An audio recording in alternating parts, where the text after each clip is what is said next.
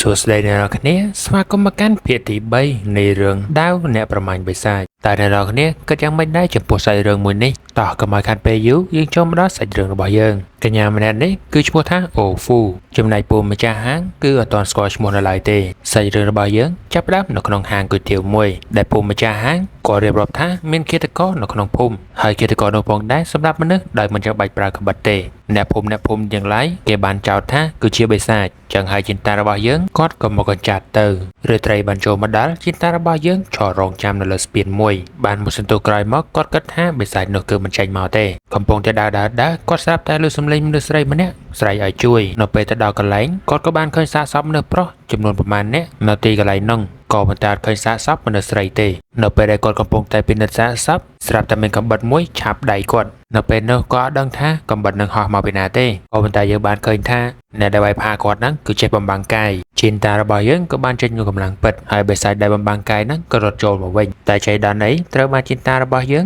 ងវាយបំបាក់ដាវរួចកាប់បានដាវដែរបន្ទាប់មកបិសាចនោះក៏បានបង្ហាញខ្លួនហើយសុំអង្វរជីនតារបស់យើងកុំឲ្យសម្លាប់គាត់អីបិសាចម្នាក់នេះឈ្មោះថាមូស៊ូកេហើយគាត់ក៏ជាមនុស្សលាយបិសាចដូចតែជីនតារបស់យើងដែរគាត់ក៏បានប្រាប់តួរបស់យើងថាគាត់មិនមែនជាឃាតករទេផ្ទុយទៅវិញគាត់មករកឃាតករនឹងដែរបិសាចម្នាក់នោះក៏បាននាំជីនតាមកផ្ទះរបស់ខ្លួនដើម្បីពិភាក្សាគ្នាឲ្យដឹងរឿងជីនតារបស់យើងគាត់សួរថាហេតុអ្វីបានជាឃើញគាត់មកចង់សម្លាប់គាត់ចឹងបិសាចម្នាក់នោះក៏បាននិយាយថាគាត់ស្មានតែជីនតាយើងហ្នឹងគឺជាឃាតករនឹងឯងហើយម្យ៉ាងទៀតគាត់បានធំក្លិនចំហាយបិសាចចេញពីស្ពានកន្លែងហ្នឹងអញ្ចឹងហើយបានគាត់ហក់ទៅកាប់ទៅតើឥឡូវយើងមកស្គាល់ប្រវត្តិរបស់ម៉ូស៊ូគីសិនម៉ូស៊ូគីគឺជាបិសាចពាក់កណ្ដាលមនុស្សពាក់កណ្ដាលហើយក៏មានកម្លាំងធាតុចេះបំបាំងកាយផងដែរគាត់នឹងហើយក្នុងចំណោមបិសាចគេទៅគាត់គឺជាកំពូលបិសាចដែលបានរស់នៅលើសពី100ឆ្នាំហើយក៏ប៉ុន្តែកំពូលបិសាចគឺគេអត់រាប់នឹងថាយើងខ្លាំងប៉ុណ្ណាទេគេគិតតែកម្លាំងធាតុថាយើងអាចធ្វើអ្វីបានខ្លះដោយម៉ូស៊ូគីគាត់អាចបំបាំងកាយបាន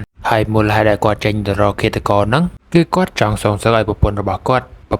គាត់ឈ្មោះហាត់ស៊ូត្រូវបានឃាតករ 4-5 នាក់រំលោភហើយសម្លាប់ចោលម្យ៉ាងទៀតប្រពន្ធរបស់គាត់គឺជាមនុស្សធម្មតាទេហើយប្រពន្ធរបស់គាត់ក៏ដឹងថាគាត់ជាបិសាចដែរក៏ប៉ុន្តែនៅព្រមរស់ជាមួយគ្នាទៀតអញ្ចឹងហើយដោយការស្រឡាញ់គាត់ក៏បានចេញតាមរកឃាតករដើម្បីសងសឹកឲ្យប្រពន្ធរបស់គាត់បន្ទាប់ពីគេទាំងពីរនាក់និយាយដឹងរឿងគ្នាហើយពួកគេក៏សហការគ្នាដើម្បីតាមរកឃាតករមួយហ្នឹងជីនតានិងមូស៊ូកេបានដើរសាកសួរអ្នកភូមិនៅជិតហ្នឹងដើរសួរបានឡើងពេញមួយយប់ក៏ប៉ុន្តែអត់មានតម្រុយអីសោះអញ្ចឹងហើយពួកគេក៏សម្រាកមួយថ្ងៃទៅលើថ្ងៃស្អែកឡើងគាត់ក៏បានមកញ៉ាំកាទៀវនៅហាងដដែលហើយអូហ្វូគាត់បានសួរថាការងារហ្នឹងយ៉ាងម៉េចហើយជីនតារបស់យើងក៏បានប្រាប់ថាគឺគ្មានតម្រុយអ្វីទេពេលបានតាមរកខ្លាំងណាស់បន្ទាប់មកជីនតារបស់យើងក៏បាននិយាយថានៅរតុកដែលគួរស្រឡាញ់បែបនេះគួរតែមានភ្ញៀវឈរតម្រង់ជួរគ្នានៅមុខហាងហើ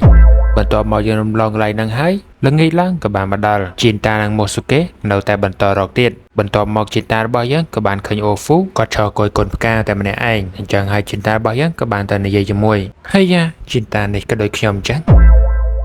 ពួកគេទាំងពីរនាក់បាននិយាយគ្នាលេងអំពីរឿងផ្កាហើយអូហ្វូប្រាប់ទៅជីនតាថាគាត់នឹងបង្រៀនឲ្យមើលផ្កាច្រើនជាងនឹងទៀតចូលមកដល់ភាគបន្តនេះគឺជាភាគទី4ហើយជីនតារបស់យើងក៏បានជួយអូហ្វូត្រឡប់ទៅផ្ទះវិញមុននឹងលាគ្នាជីនតារបស់យើងក៏បាននិយាយថាជួយបង្រៀនខ្ញុំពីផ្កាផងតមកទៀតជីនតារបស់យើងបានរងចាំបិសាចនៅលើស្ពានដដែលហើយក៏ចៃដន្យអីបិសាចក៏បានបង្ហាញខ្លួនហើយបិសាចនោះក៏បានហក់ទៅរកក្មេងស្រីម្នាក់ក៏ប៉ុន្តែបានជីនតារបស់យើងការពារបានហើយជីនតាយើងក៏បានប្រយុទ្ធជាមួយនឹងបិសាចនឹងអស់មួយសន្ទុះទៅបន្ទាប់មកវាយឈ្នះជីនតាយើងបិសាចនោះក៏បានភៀសខ្លួនទៅចំណែកក្មេងស្រីម្នាក់នេះអ្នកនរគ្នាច្បាស់ជាប្រហែលមកអីក្មេងស្រីម្នាក់នេះគឺជាណាត់ស៊ូដែលយើងជួបជាមួយនាងនៅភាគទី2នោះឥឡូវនាងអាយុ16ឆ្នាំហើយជីនតាយើងក៏សួរថាដើរទៅណាទាំងយកអត្រាតបែបនេះណាត់ស៊ូនឹងឆ្លើយថាគាត់យកអីវ៉ាន់ឲ្យភ្ញៀវយឺតអញ្ចឹងហើយគាត់យកអីវ៉ាន់ឲ្យហើយតនថ្ងៃស្អែកបន្ទាប់មកសែនជីក៏បានដើរមកតាមក្រោយ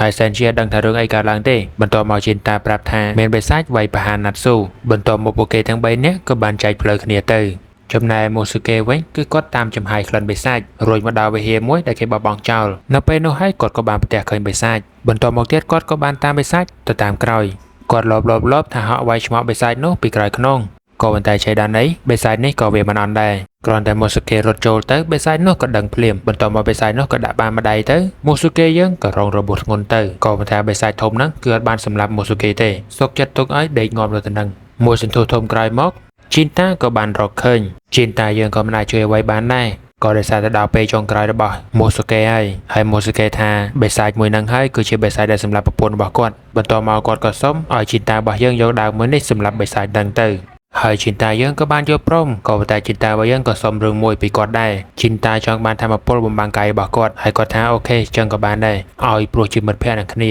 ពេលជីតារបស់យើងយកធម្មពលពីបេសាចណាមួយគាត់នឹងឃើញអំពីអតីតកាលរបស់គេចឹងហើយគាត់ដឹងថាមនុស្សម្នាក់ហ្នឹងយ៉ាងម៉េចមានប្រវត្តិបែបណាខ្លះបន្ទាប់មកម៉ូស៊ូកេក៏បានរលាយខ្លីជាភេទសទៅបន្ទាប់មកបេសាចម្នាក់នោះក៏បាននាំនៅស្រីយកមកស៊ីថែមទៀតហើយជីតារបស់យើងក៏បានរងចាំគេផងដែរមិនរងចាំយូរជីតាក៏បានប្រាថ្នាពលដើម្បីចាប់ការតែម្ដងបេសាចមួយនោះក៏មិនមែនជាដៃគូរបស់ជីតាយើងដែរមួយដាវគឺដាច់ក្បាលពិតបន្ទាប់ពីសម្រាប់បេសាចនឹងហើយគាត់ក៏យកធម្មពលរបស់បេសាចនឹងហើយគាត់ក៏បានឃើញថាបេសាចនឹងគឺជានរណាគេបេសាចមួយនឹងគឺជាប្រពន្ធរបស់ម៉ូស៊ូគីដែលត្រូវបានឃាតកររំលោភសម្លាប់ហើយបោះចូលក្នុងទឹកចំណែកព្រលឹងរបស់នាងគឺចង់ត្រឡប់ទៅផ្ទះវិញដើម្បីជួបប្តីខ្លាំងមែនទែនចឹងហើយព្រលឹងរបស់នាងក៏ក្លាយទៅជាបេសាចមួយហើយបេសាចនោះផងដែរសម្រាប់តែមនុស្សប្រុសទេចំណែកឯមនុស្សស្រីគឺយកមកស៊ីគាត់ស៊ីមនុស្សស្រីទាំងមូលក៏ដោយសារតែគាត់ចង់បានខ្លួនប្រាណរបស់គេដើម្បីចូលស្ថិតហើយក៏បានត្រឡប់ទៅជួបប្តីរបស់គាត់វិញជីនតាក៏និយាយថាគួរឲ្យអាណិតមែនតែទោះបីជាសម្លាប់ឬមួយក៏ស៊ីសាច់យ៉ាងណាក៏នៅតែមិនអាចខ្លាចទៅជាមនុស្សវិញដែរតែជាបេសាចហើយគឺជាបេសាចហើយ